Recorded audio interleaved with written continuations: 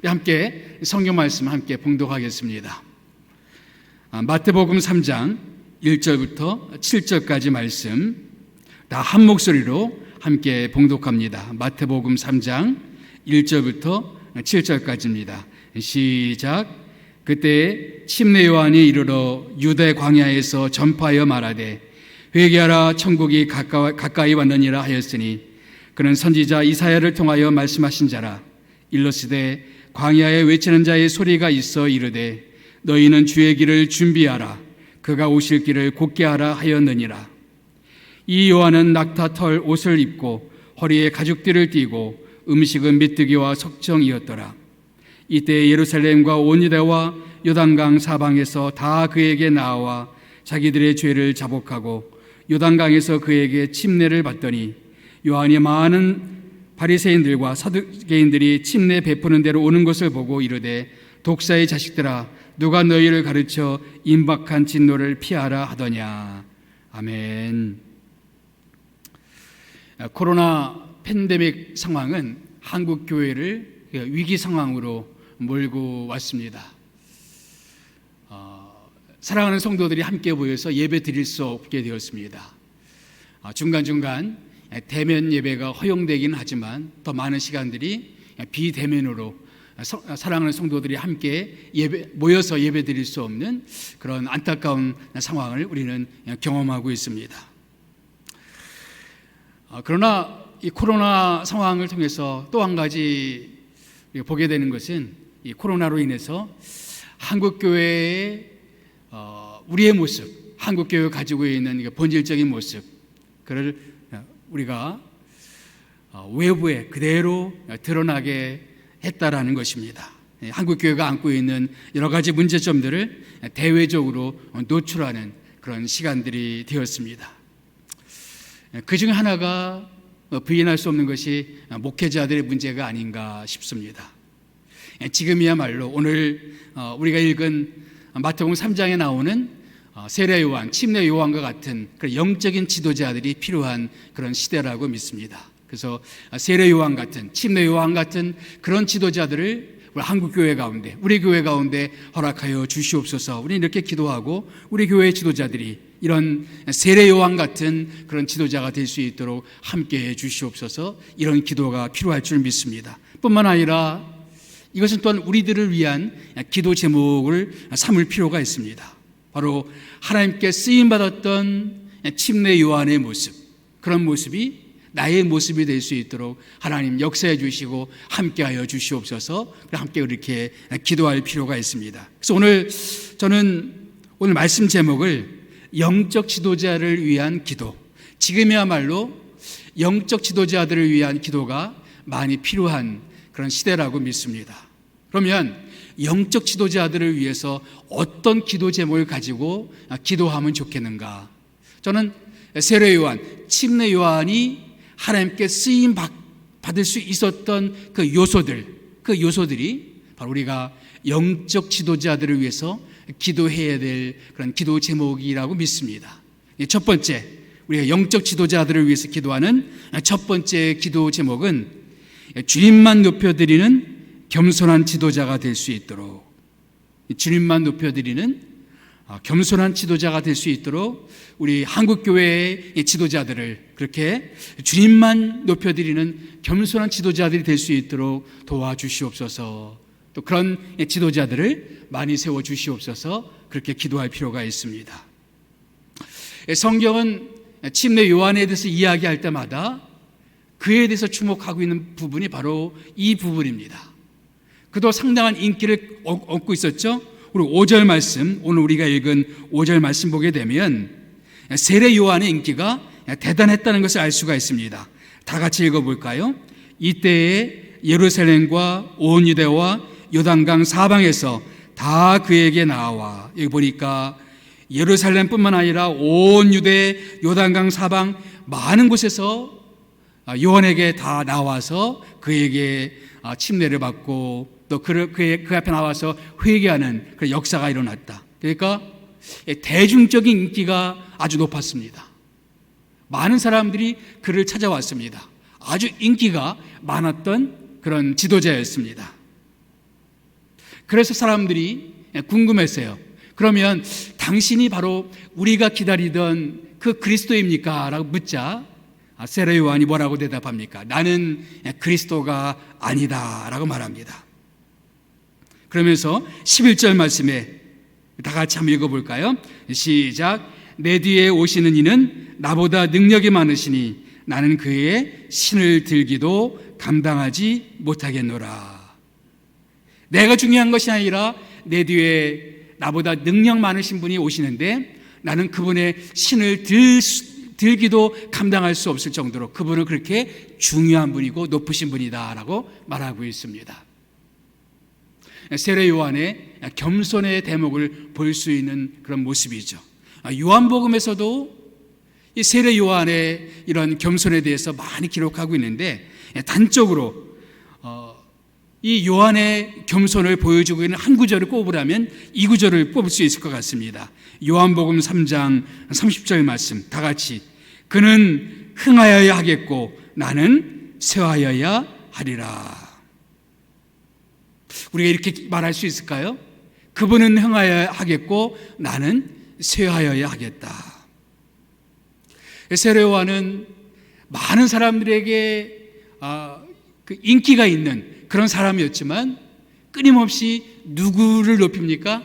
예수 그리스도를 높이고 있는 모습을 볼 수가 있습니다. 나는 그리스도가 아니다. 그분이 나보다 능력이 많다. 내가 물로 세례를 주지만 나보다 능력 많으신 분은 성령과 불로 그런 침례를 줄 수 있는 그런 분이시다 라고 계속 예수님을 높이고 있는 모습을 볼 수가 있습니다.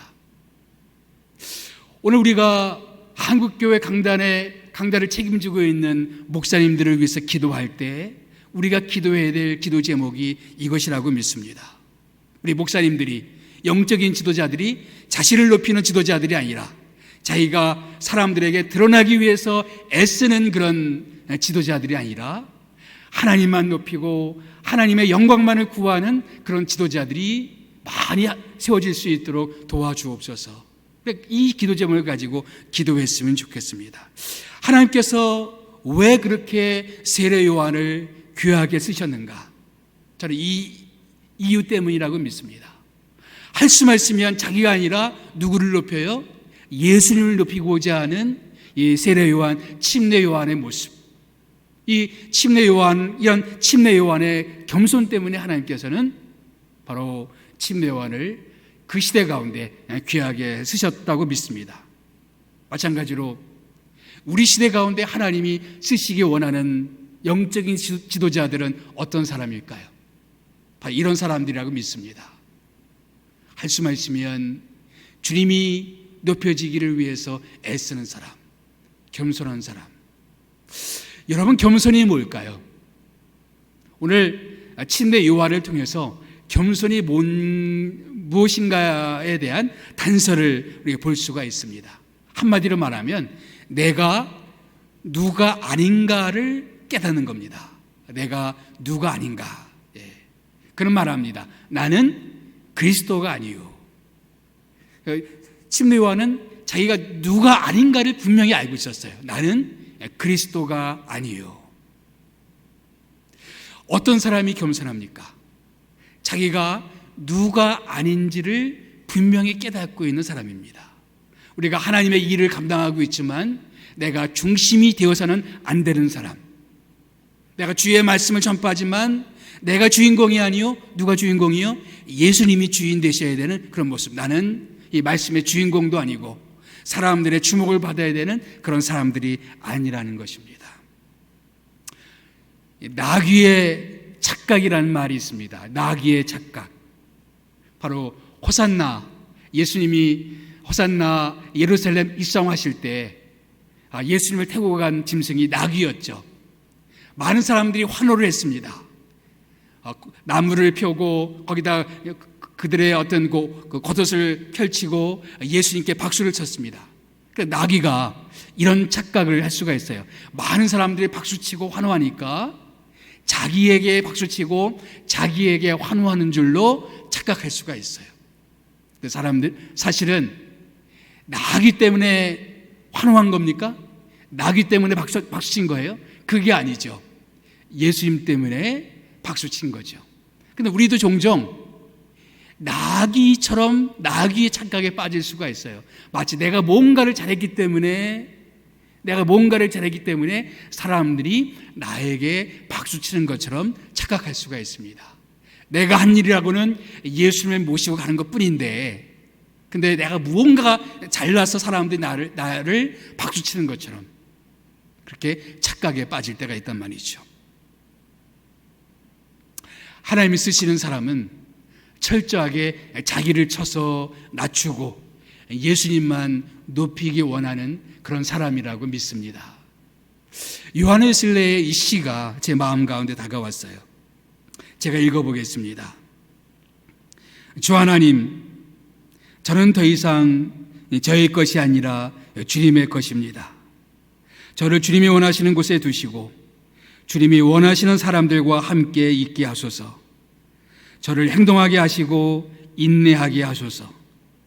주님을 위해 일하고 주님을 위해 일을 멈추게 하소서. 주님을 위해 높아지고 주님을 위해 낮아지게 하소서. 저로 충만하게 하시고 텅 비게 하시며 모든 것을 갖게 하시고 아무것도 갖지 않게 하소서. 주님의 기쁨과 뜻을 위해 자유롭게 전심으로 모든 것을 내어드립니다. 영화롭고 복되신 하나님, 성부, 성자, 성령이시여, 주님은 제 것이고 저는 주님의 것입니다. 정말 그렇습니다.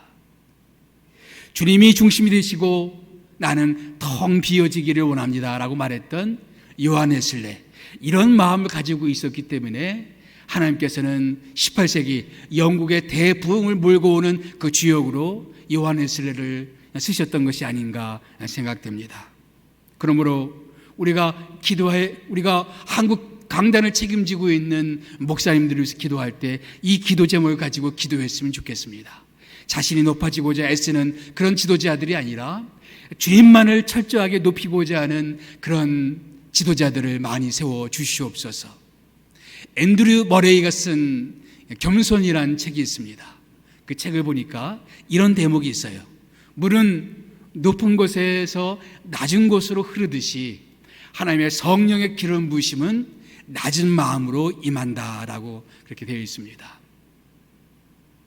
하나님의 성령의 기름 부으심이 어떤 사람에게 임할까요? 물은 높은 곳에서 낮은 곳으로 흐르듯이 성령의 기름 부으심은 주님 앞에 그렇게 철저하게 낮아지고 겸손한 사람들에게 성령의 은혜가, 말씀의 은혜가, 성령의 기름 부으심이, 성령의 부흥의 역사가 그런 이들에게 임한다고 믿습니다. 우리 첫 번째 기도 제목, 우리의 목사님들이, 우리의 한국교회를 책임지고 있는 우리의 영적인 지도자들이 주님만 높여드리는 겸손한 지도자들이 될 수 있도록 도와주시옵소서. 두 번째 기도 제목, 이것입니다. 말씀을 가감없이 전하는 담대한 지도자가 되도록 도와주시옵소서. 많은 사람들이 요한이 침례를 주는 그 현장에 모여들었습니다. 거기에 바리새인과 서기관들이 함께 왔습니다. 가만히 보게 되면 이들이 침례를 받으러 왔다라는 표현이 아니고 그냥 침례 베푸는 곳에 왔다. 이들은 침례 받으려는 목적으로 온 것은 아닌 것 같습니다. 평소에 바리새인과 사두개인들은 서로 적대적인 사람들이었어요. 서로 교류하지 않습니다. 그런데 함께 모여온 것은 뭔가 사람들에게 인기가 높은 이 침례 요한에 대해서 함께 살펴보자, 그런 의도로 침례 요한을 관찰하기 위해서 온 것이 아닌가 그렇게 생각이 되어집니다. 그런데 이들에 대해서 침례 요한은 뭐라고 말합니까? 독설적인 메시지를 전하죠. 독사의 자식들아, 이렇게 말하죠. 7절 말씀, 독사의 자식들아, 누가 너희를 가르쳐 임박한 진노를 피하라 하더냐. 여기 보면 그들 신랄하게 그들에 대해서 강경한 메시지를 보내고 있음을 볼 수가 있습니다. 여기 보면 임박한 진노를 피하라 하더냐. 여러분, 기독교 메시지 가운데 하나님의 진노가 빠져버리면 참된 기독교 메시지가 될 수가 없습니다. 기독교 복음, 우리들의 복음을 가장 잘 설명한 책 중에 하나가 로마서이죠. 그래서 사람들은 로마서를 책 중의 책이라고 이렇게 이야기를 많이 합니다. 하나님의 복음, 그리스도의 복음을 가장 잘 요약한 책이 바로 로마서라고 그러죠. 로마서의 복음을 이야기하면서 복음을 여는 첫 서두가 어떻게 시작됩니까? 하나님의 진노에서부터 복음의 첫 장을 엽니다. 1장 17절 18절 말씀 다 같이 한번 읽어보겠습니다. 시작. 복음에는 하나님의 의가 나타나서 믿음으로 믿음에 이르게 하나니 기록된 바 오직 의인은 믿음으로 말미암아 살리라 함과 같으니라. 하나님의 진노가 불의로 진리를 막는 사람들의 모든 경건하지 않음과 불의에 대하여 하늘로부터 나타나니. 로마서 1장 16절에는 이런 구절이 있습니다. 내가 이 복음을 부끄러워하지 아니하노니 이 복음은 모든 믿는 자에게 구원을 주시는 하나님의 능력이 됨이라 라고 말하고, 이제 17절, 우리가 읽은 17절 말씀에는 이 복음에는 하나님의 의가 나타난다 라고 말하고 있습니다. 그런데 이 하나님의 의가 나타나는 이 복음에는 무엇이 있느냐? 이 복음을 이야기하면서 사도 바울은 하나님의 진노에 대해서 이야기합니다. 이 복음이 없는 사람들이 마땅히 받아야 되는 그 처지가 어떤 처지냐? 인간의 처한 처지는 바로 하나님의 진노 아래 놓여 있는 그것이 바로 인간의 운명이고 우리들이 처한 공경이라는 것입니다. 이거를 말하지 않으면 복음이 복음일 수가 없습니다. 하나님의 진노가 빠져버린 복음은 참된 복음일 수가 없어요. 세례 요한은 분명하게 하나님의 진노에 대해서 이야기합니다. 임박한 진노에 대해서, 하나님의 임박한 진노에 대해서 말하고 있습니다. 그러면서 이렇게 말하고 있죠. 누가 너희를 가르쳐 임박한 진노를 피하라 하더냐. 또 쉽게 이야기하면 너희가 임박한 하나님의 진노를 피할 수 있다고 생각하느냐, 이런 얘기예요. 너희들이라고 하나님의 진노를 피할 수 있을 줄 아느냐, 그렇게 생각하지 말라 이거죠. 그러면서 그들이 왜 그렇게 생각하는지 그 이유를 말해주고 있습니다. 이 9절 말씀이죠. 이 바리새인과 서기관들이 자기들은 하나님의 진노의 대상이 아니다라고 생각했던 그런 그들의 생각을 보여주고 있어요. 뭐 때문이에요? 9절 말씀, 아브라함이 우리의 조상이라고 생각하지 말라. 그들은 아브라함이 우리의 조상이고 우리는 아브라함의 자손들이기 때문에 하나님의 진노는 우리들에게 임하지 않을 거다, 이렇게 말하고 있어요. 사도 바울의 메시지, 세례 요한의 그 메시지는 뭐예요? 아니다. 너희라 할지라도 회개하지 아니하면 하나님의 진노를 피할 수 없다라고 말하는 것이 바로 침례 요한의 메시지였던 것입니다. 오늘날 교회에서도 이 바리새인과 서기관과 이 서두개인과 비슷한 이야기를 생각을 하는 사람들이 꽤 많이 있습니다. 내 어머니가 예수를 잘 믿었기 때문에, 내가 기독교 가정에서 자라났기 때문에 나는 구원받을 수 있을 거야. 나는 교회 생활을 열심히 하고 있었기 때문에 나는 하나님의 진노와 나는 상관이 없을 거야. 나는 교회 봉사를 열심히 하는 사람이니까 나는 하나님의 진노와는 상관이 없을 거야. 나는 착한 일을 많이 하고 있으니까 하나님의 진노와는 상관이 없을 거야. 이렇게 생각하는 사람들이 꽤 많이 있습니다. 교회 안에도 많아요. 같이 예배를 드리고 같이 주님을 섬기지만 어떤 이들은 아직 이 문제가 해결되지 않은 사람들도 있습니다. 그냥 나는 그냥 이렇게 교회에 속해 있으니까 하나님의 진노가 피할 수 있다라고 생각하는 사람들이 많습니다. 침례 요한의 메시지는 뭐예요? 회개하지 아니하면 하나님의 진노를 피할 수 없다라는 것입니다. 그래서 그 사람들은, 이 바리새인과 이 서기관들은 요한의 침례를 받지 않았어요. 요즘에 우리는 누가복음 말씀을 가지고 퀴트를 하고 있는데요. 며칠 전에 누가복음 말씀 퀴트를 하다가 이 구절이 저한테 참 많이 다가왔습니다. 누가복음 7장 30절 말씀입니다. 다 같이 읽어볼까요? 바리새인과 율법 교사들은 그의 침례 요한이죠. 세례 요한의 침례를 받지 아니하므로 그들 자신을 위한 하나님의 뜻을 저버리느니라. 하나님은 요한을 세워서 그들에게 기회를 주셨던 것입니다. 이들이 그들의 죄를 돌이키고 하나님 앞에 회개할 수 있는 기회를 주셨어요. 그런데 이들은 세례 요한의 침례를 거절했습니다. 그래서 그들은 정말로 하나님이 주신 하나님의 기회, 그들 자신을 위한 하나님의 뜻을 저버렸다라고 말하고 있습니다. 우리들에게도 이런 모습이 없을까요? 우리들의 이 종교적인 자존심 때문에 나는 그래도 새벽 기도를 빠지지 않은 사람인데, 나는 어릴 때부터 주님을 잘 섬기고 있는 사람인데 내가 무슨 회개할 것이 있다고 얘기하시나, 그렇게 생각할 수가 있어요. 침례 요한은 우리가 회개했는지 회개하지 않았는지는 열매로 알 수가 있다라고 이야기합니다. 그래서 회개하고 회개의 열매를 맺으라라고 말합니다. 오늘의 교회에 나오는 사람들 중에 난 다 회개했습니다, 예수님 영접했습니다 라고 말하는 사람들은 많아요.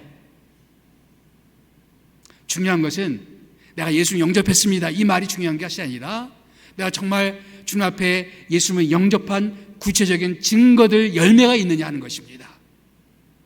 내가 회개했다라고 말하는 게 중요한 것이 아니라 내가 정말 회개한 사람으로서 맺어야 될 마땅한 열매들을 맺고 있느냐라는 것입니다.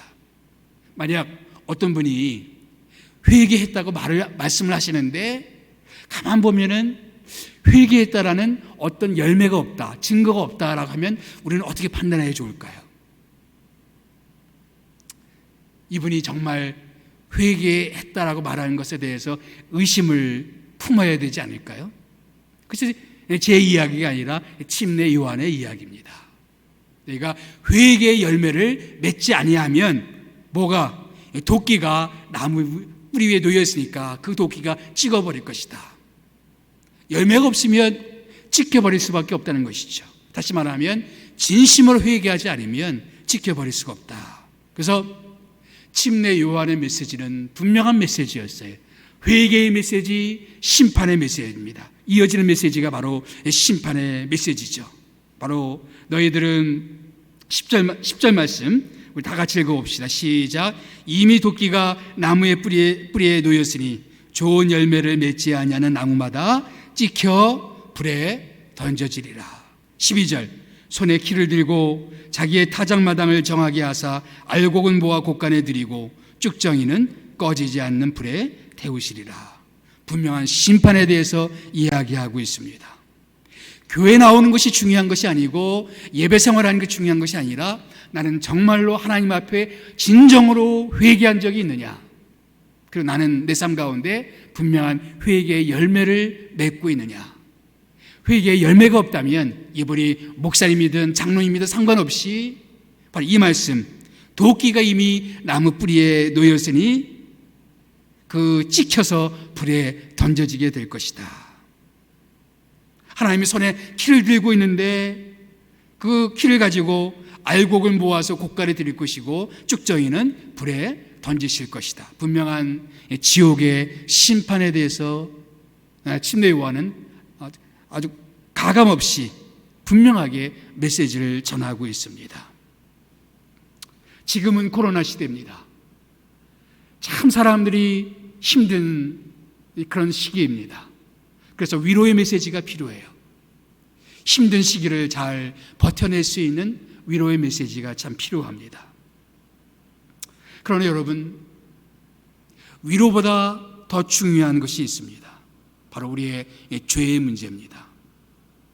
죄 때문에 영원한 진노, 영원한 하나님의 심판, 영원한 하나님의 진노 아래 떨어질 운명에 처한 사람들이 있는데 그들을 위로하기만 한다면 참된 목자, 참된 하나님의 종이라고 말할 수 있을까요?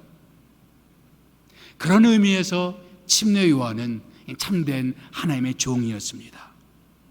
그 시대도 우리 시대 못지않게 힘든 시기였습니다. 로마의 압제 아래서 사람들은 자유를 강탈당한 채 어려움을 당하고 있습니다. 막중한 세금으로 경제적인 고통을 당하고 있었습니다. 지금처럼 의료시설이 발전되지 않았기 때문에 수많은 사람들이 질병으로 고통당하고 있었습니다.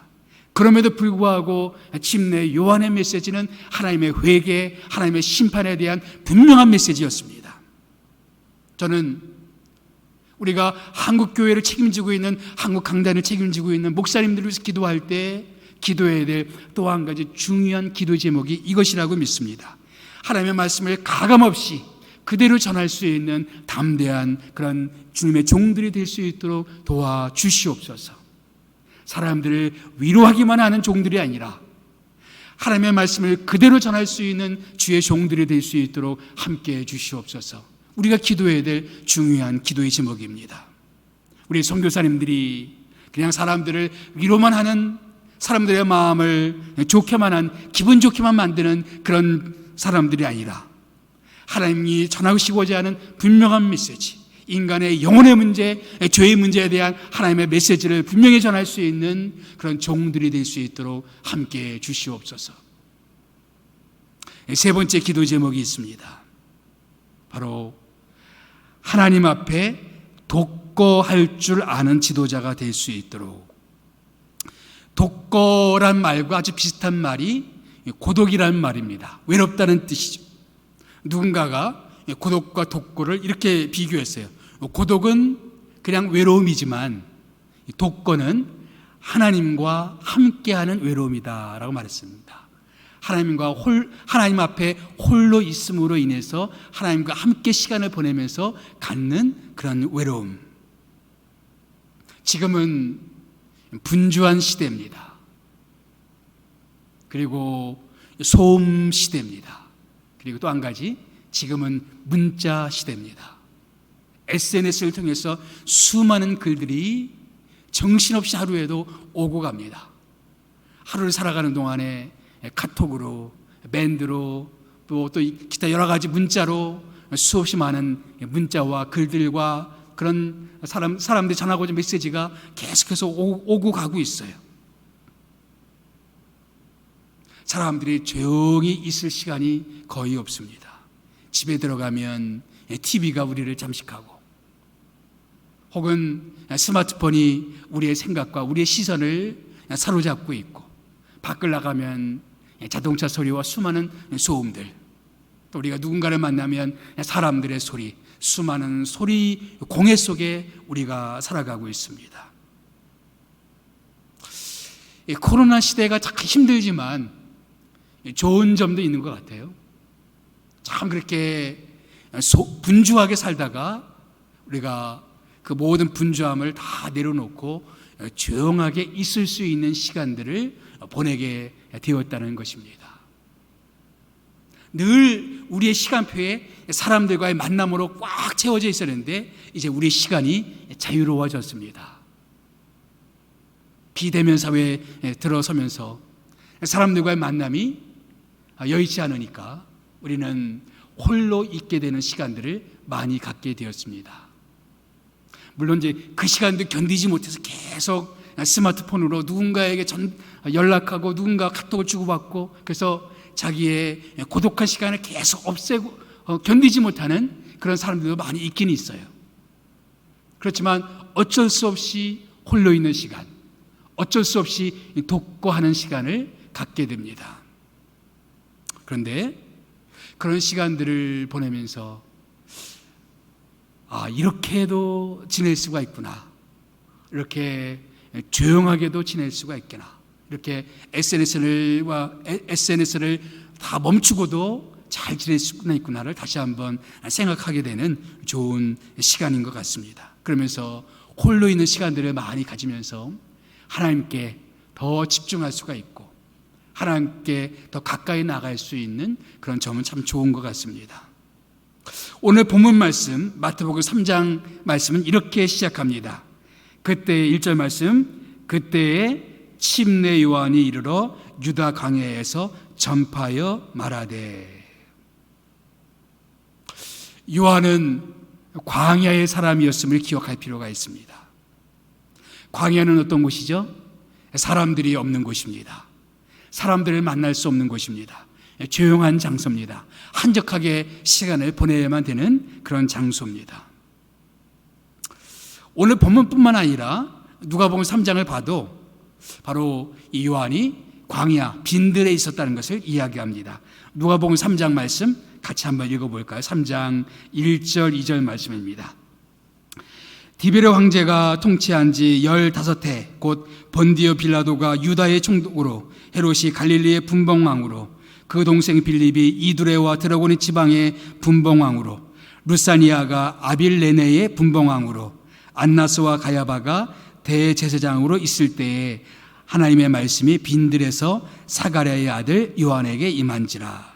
이 말씀을 보니까 그 당대 그 시대를 주름잡고 있는 유력 인사들이 다 나오고 있죠. 위로는 가장 높은 황제가 나오죠.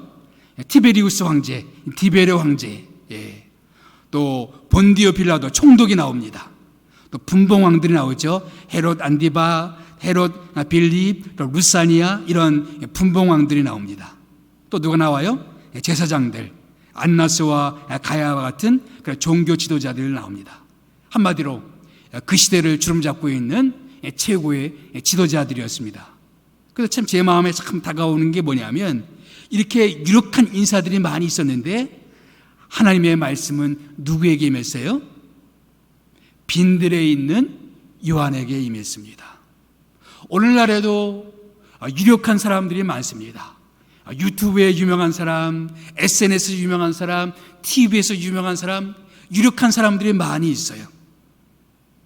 그러나 하나님의 말씀은 누구에게 임할까? 유명하냐 유명하지 않느냐가 중요한 것이 아니라 내가 하나님 앞에 빈들에 있을 줄 아느냐 아니면 빈들에 있는 것을 견디지 못하느냐, 이것이 중요한 문제라고 믿습니다. 하나님의 말씀은 빈들에 있는 사가랴에게 임했습니다. 하나님 앞에 독고하면서 주님께 기도하고 또 주님과 함께하는 시간을 보냈던 집내 요한, 그에게 하나님의 말씀이 임했습니다. 저는 2021년도를 이렇게 들어서면서 책 한 권, 새로 나온 신간 한 권을 읽었습니다. 이재철 목사님이 쓰신 목사 그리고 목사직이라는 그 책이었습니다. 여러 군데서 많은 도전을 받았어요. 그 중에 한 챕터가 이런 제목이었습니다. 목사님들에게 던지는 질문이에요. 나는 자발적으로 고독한가? 라는 제목이었습니다. 나는 자발적으로 고독한가? 지금이 강제 격리 기간들이 있죠. 강제적으로 격리해야만 되는 그런 시간들을 우리 살고 있습니다. 그런데 스스로 자기 자신을 격리할 줄 아는 지도자가 필요하다 하면서 바울 사도의 3차 전도 여행 이야기를 해요. 저도 사도행전을 여러 번 읽었지만 이재철 목사님의 책을 통해서 다시 유심하게 보게 된 대목이 이 대목이었습니다. 먼저 지도를 한번 펴주실까요? 이 지도를 보게 되면 3차 전도 여행, 사도 바울의 3차 전도 여행 지도가 나옵니다. 그래서 쭉 3차 전도 여행의 마지막 목적지가 그리스의 고린도까지 갔던 것을 알 수가 있죠. 고린도까지 그는 3차 전도 여행을 쭉 했어요. 거슬러 올라가죠. 그래서 이 말씀 여기 지도를 보면은 고린도에서 쭉 다시 거슬러 올라가서 거기 보면 베레아, 또 데살로니가, 빌립보 이런 마게도니아 지방을 거쳐서 배를 타고 건너갑니다. 배를 타고 건너가는 지역이 어디예요? 트로이, 그 유명한 트로이. 우리 성경에는 드로아라고 되어 있죠. 드로아에 머물게 됩니다. 그리고 그 다음을 쭉 보게 되면 아소를 거쳐서 그리고 밀레도에 가는 것이 바울의 계획이었습니다. 그래서 그 밀레도에서 에베소 장로들과 만난 후에 이제 예루살렘으로 가게 됩니다. 그것이 바울의 계획인데 드로아에 도착한 다음에 그 다음에 이제 배를 타려면 어디를 가야 되냐면은 아소를 가야 됐습니다. 그런데 사도행전을 보게 되면 이때의 상황을 표현해 준 구절이 있습니다. 사도행전 20장 13절 말씀입니다. 사도행전 20장 13절 말씀. 다 같이 시작. 우리는 앞서 배를 타고 앗소에서 바울을 태우려고 그리로 가니 이는 바울이 걸어서 가고자 하여 그렇게 정하여 준 것이라. 그러니까 드로아에서 사람들은 다른 행로로 앗소로 갔습니다. 그런데 사도 바울은 홀로 앗소까지 걸어갔던 것입니다. 이제 고린도에서 돌아오는 어느 시점부터 하나님께서는 사도 바울에게 내가 예루살렘에 돌아가게 되면 거기서 큰 환난과 결박을 당하게 될 것이다 라는 메시지를 사도 바울에게 주셨던 것 같아요. 그래서 드로아에 도착한 다음부터 이제 배를 타고 가기까지, 앗소에 가기까지, 거기까지를 그런 홀로 걸어가는 시간을 갖습니다.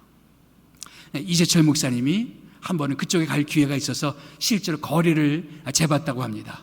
65km 정도 된다고 해요. 드로아에서 앗소까지.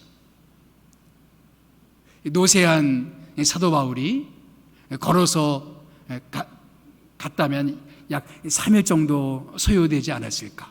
3일 동안에 걸어가면서 마지막 예루살렘을 가게 되면 그는 체포될 것이고 무슨 일을 당할지 모르는 그런 상황을 앞두고 그는 기도하면서 그 시간을 걸어갔을 것입니다. 그리고 나서 이제 앗소에서 배를 타고 앗소에 도착한 다음에 다른 일행과 합류해서 밀레도로 가게 되죠. 밀레도에서 에베소 장로들을 만납니다. 그리고 그 장로들에게 하는 메시지가 20장 22절부터 24절까지 말씀입니다. 다 같이 한 목소리로 읽겠습니다. 시작. 보라, 이제 나는 성령에 매여 예루살렘으로 가는데 거기서 무슨 일을 당하는지 알지 못하노라. 오직 성령이 각성에서 내게 증언하여 결박과 환난이 나를 기다린다 하시나 내가 달려갈 길과 주 예수께 받은 사명 곧 하나님의 은혜의 복음을 증언한 일을 마치려 하면은 나의 생명을 조금도 귀한 것으로 여기지 아니하노라. 내가 받은 사명이 있기 때문에 이 사명을 이루기까지 나는 내 생명을 조금도 귀한 것으로 여기지 아니하노라 라고 말했던 이 사도 바울의 모습. 어디서 이런 용기가 났을까요? 이것은 아마 하나님과 함께 보냈던 앗소까지 가는 그 독고의 시간들, 독고의 여행 시간을 통해서 이런 하나님이 주시는 위로, 하나님이 주시는 용기, 하나님이 주시는 담대함, 이것을 가지고 마지막 하나님이 자기에게 주신 그 길을 걸어가고자 하는 용기를 갖게 된 것이라 믿습니다. 우리들에게 이런 독고가 필요해요. 침례 요한이 빈들에서 이 독고의 시간을 통해서 하나님의 메시지, 하나님의 말씀이 임했던 것 같이 또 예수님께서도 분주한 하루를 다 보내신 다음에 그 다음 날 새벽 오히려 미명의 한적한 곳에 가셔서 거기서 기도하셨던 그 주님처럼, 그리고 드로아에서 앗소까지 홀로 걸어가며 독고의 시간을 보냈던 사도 바울같이 오늘날 하나님이 깊이 쓰시고자 하는 지도자는 어떤 사람일까? 독고할 줄 아는 지도자가 아닐까 싶습니다.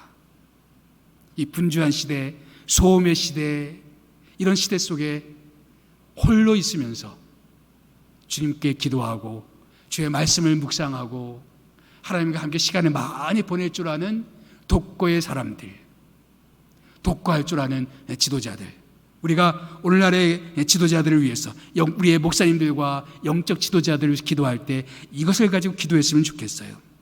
우리의 목사님들이, 우리의 선교사님들이 독고할 줄 아는 그런 지도자가 될 수 있도록 도와주시옵소서. 마지막 네 번째 기도 제목, 그것은 하나님의 부르심 앞에서 철저하게 순종하는 지도자가 되게 하옵소서라는 기도 제목입니다. 침례 요한이 어떻게 하나님께 쓰임받게 되었을까요? 물론 그는 겸손한 사람이었죠. 담대한 복음 전도자였습니다. 하나님 앞에 독고할 줄 아는 그런 지도자였습니다. 근데 이것만으로는 설명할 수 없는 부분이 있어요. 또 한 가지 중요한 부분이 있습니다. 뭐냐면 바로 하나님이 이 침례 요한을 쓰시기로 미리 작정하셨다는 것입니다. 그래서 미리 성경 말씀에 예언되어졌던 인물이었어요. 오늘 3절 말씀에도 그 부분이 나와 있죠.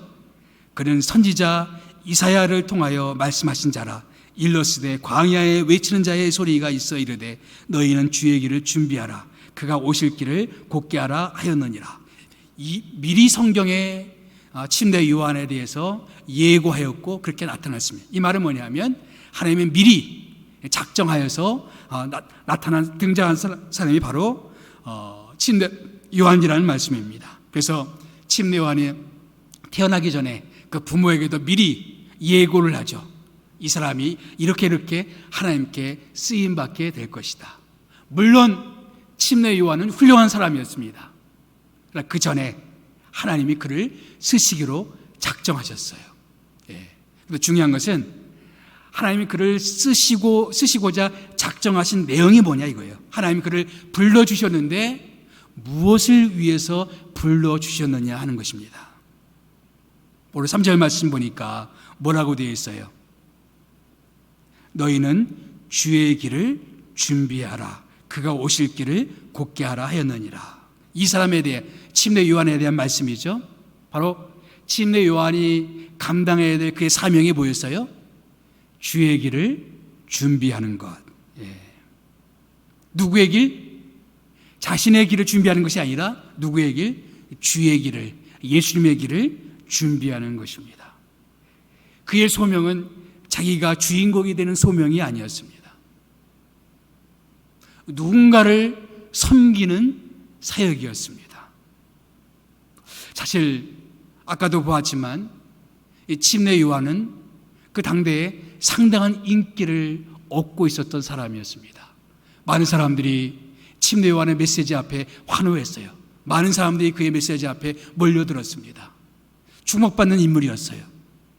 그럼에도 불구하고 그는 자기의 소명을 분명히 알고 있었습니다.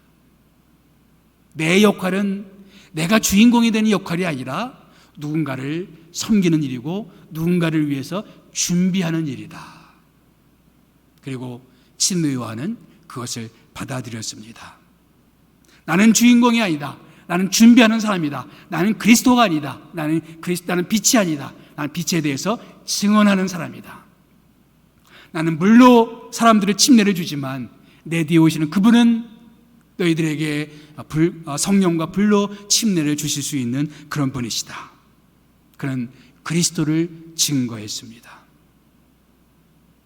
인간의 마음속에는 누구에게든지 자기가 중심되고자 하는 죄성이 있습니다. 자기가 스타가 되고 싶고, 자기가 주목받고 싶고, 자기가 중심이 되고 싶고, 그래서 자기가 모든 것에 초점이 되고 싶어 하는 것이 인간의 마음인 것입니다.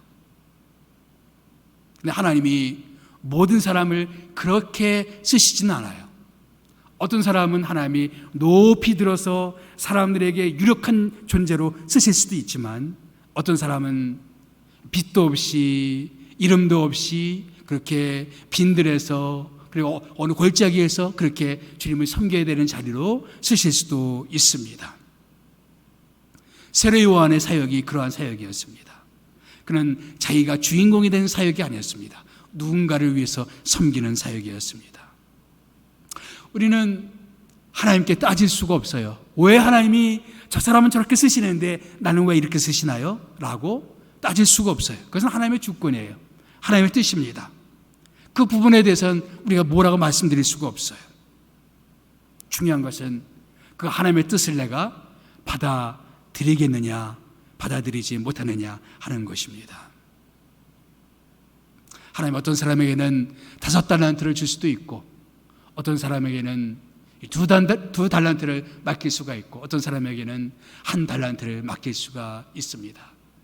그런데 성경은 몇 달란트를 맡고 있느냐에 대해서 그렇게 관심 갖고 있지 않아요. 받은 달란트를 가지고 얼마큼 주님 앞에 충성을 다했느냐, 그것이 중요한 것입니다. 근데 우리는 종종 내가 받은 달란트를 가지고 주 앞에 충성을 다하기보다는 나보다 더 많은 달란트를 가진 사람 때문에 배 아파하고 힘들어하고, 왜 저 사람은 5달란트 가졌는데 왜 나에게는 1달란트밖에 주시지 못했을까? 그것 때문에 하나님을 원망하고 하나님께 불평하는 그런 순간순간들이 얼마나 많이 있습니까? 은사에 대해서도 그렇고, 사람들의 인기에 대해서도 그렇고, 사역에 대해서도 그렇고, 어떤 사람은 5달란트 가지고 있는 것 같은데 왜 나에게는 1달란트밖에 없습니까? 라고 하면서 하나님을 원망하는 그런 순간순간들이 얼마나 많이 있는지요. 그러나 침례 요한의 큰 장점은 뭐냐면 자기의 소명이 무엇인지를 분명히 알았어요. 나는 빛이 아니요 이 빛에 대해서 증언하러 온 자다. 그분 예수님이 흥하여야겠고 나는 쇠하여야 마땅한 사람이다. 예. 우리가 우리의 지도자들을 위해서 기도할 때 기도해야 될 제목이 그것입니다. 하나님이 모든 사람을 대형교회 목회자로 쓰시지 않습니다. 어떤 사람은 큰 교회를 맡겨주시고, 어떤 사람들에게는 작은, 몇몇 안 되는 작은 교회의 목회자로 또 쓰실 수가 있어요. 어떤 사람에게는 오지에 있는 영혼들을 맡기실 수가 있고, 어떤 사람들에게는 특별한 장애인들이나 그런 사람들을 맡겨주실 수도 있습니다. 하나님이 찾으시는 사람들은 하나님이 어떤 목적으로 나를 부르셨든지 그 목적 앞에, 그 하나님의 주권 앞에 순종하느냐 순종하지 못하느냐 하는 것입니다. 하나님은 하나님의 부르심 앞에 온전히 순종하는 이 침례 요한 같은 그런 지도자들을 찾고 있습니다. 이것을 위해서 기도해야 됩니다. 그러나 하나님의 소명을 온전히 받아들인 가장 완벽한 모델이 있다면 예수님 아닐까요? 예수님 오늘 요한에게 침례를 받으십니다. 더 높은 이가 더 낮은 이에게 침례를 받게 되었죠. 그래서 요한이, 아니 제가 오히려 당신에게 침례를 받아야 돼, 어떻게 예수님 당신에게 침례를 줄 수 있습니까? 그러자 예수님이 뭐라고 말씀합니까? 마태복음 3장 15절 말씀, 우리가 이와 같이 하여 모든 의를 이루는 것이 합당하니라. 예수님의 침례식은 죄 없는 우리 예수님께서 죄 있는 우리의 자리로 오셔서 우리와 동일시하심으로 하나님 되신 그 예수님이 우리가 똑같은 자리에 있게 되신 것을 공적으로 선포하는 자리였던 것입니다. 예수님에게는 회개의 침례가 필요 없었어요. 그렇지만 그분은 우리의 죄에 있는 우리의 자리에 오셨습니다. 그것이 하나님의 계획이었고 하나님의 목적이었어요.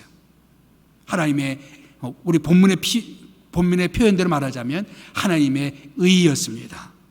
주님은 그것을 알고 있었습니다. 이렇게 하여 모든 사람들과 자신을 동일시하여 이제 하나님의 원하시는 그 십자가의 길, 이 죽음의 길을 걸어가는 것, 그것이 하나님의 의인 것을 알았습니다. 그래서 예수님이 말씀하시죠. 우리가 이와 같이 하여 모든 의를 이루는 것이 합당하니라. 우리가 이와 같이 하여 모든 의를 이루는 것이 합당하니라. 이 모든 의 속에는 하나님의 계획, 하나님의 주권도 포함되어 있습니다. 인간을 의롭게 하기 위한 하나님의 놀라운 하나님의 구속의 목적이 숨어 있습니다. 거기에는 주님의 십자가도 숨어 있습니다. 우리가 이와 같이 하여 하나님의 모든 의를 이루는 것이 합당하니라. 이것을 받아들이셨고 그는 묵묵하게 이 죽음의 길, 십자가의 길을 온전히 걸어가셨습니다.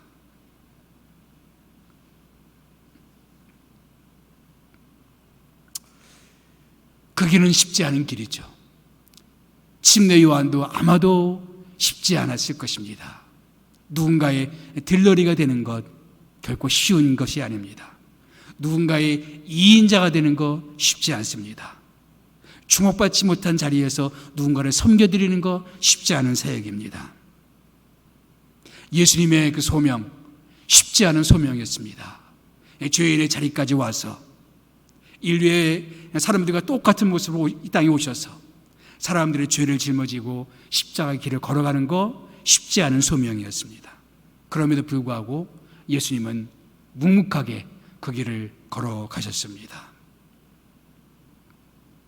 그걸 기억하십시오. 이렇게 묵묵하게 하나님 앞에 하나님의 소명의 길을 걸어가는 사람들에 대해서 하나님의 특별한 위로가 있어요. 마태복음 3장 16절 17절 말씀입니다. 다 같이 읽어볼까요? 시작. 예수께서 침례를 받으시고 곧 물에서 올라오실새 하늘이 열리고 하나님의 성령이 비둘기같이 내려 자기 위에 임하심을 보시더니 하늘로부터 소리가 있어 말씀하시되 이는 내 사랑하는 아들이요 내 기뻐하는 자라 하시니라. 그 침례의 자리에 임하게 되는 예수님의 마음은 쉽지 않았을 겁니다. 이제로부터 해서 이제 곧 십자가의 길을 걸어가는 그런 길입니다. 그런 하나님의 특별한 위로가 있죠. 이는 내 사랑하는 아들이요 내 기뻐하는 자다.